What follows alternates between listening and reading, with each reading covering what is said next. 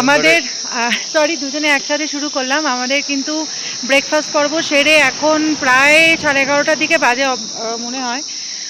আমরা অনেকক্ষণ এখানে হাঁটাচলা করছি, অবজারভেটরিতে বসেছিলাম।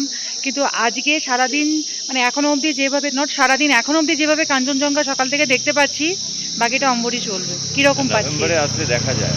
এবারে মান্থা না মন্থা যা নিম্নচাপ হয়েছে তার জন্য হয়তো খানিকটা রেস্ট্রিক্টেড ছিল, কিন্তু নভেম্বর বেস্ট টাইম। নভেম্বরের 1 তারিখ থেকে 20-22 তারিখ অবধি বেস্ট টাইম কাঞ্চনজঙ্ঘা দেখার। তো আজকে আমরা খুব ভালোভাবেই দেখতে পাচ্ছি। মাঝে মাঝে মেঘে ঢেকে যাচ্ছে, কিন্তু তবুও বেশ বেশ ভালোভাবে দেখতে পাচ্ছি। আর প্রত্যেকবার দার্জিলিং আসি, এদিক ওদিক ঘুরি, এবারে সেরকম কোনো প্ল্যান করিনি। এরকমভাবে বেশ ভালোই কাটছে, মানে বসে হেঁটে চারপাশটা ঘুরে ভালোই লাগছে। শুনে নিলেন?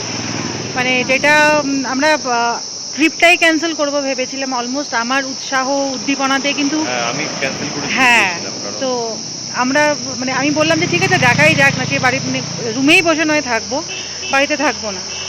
যাই হোক, আজকে এখনও অবধি যেভাবে দেখতে পাচ্ছি কাঞ্চনজঙ্ঘা, দ্যাট ইজ একদম থামস আপ।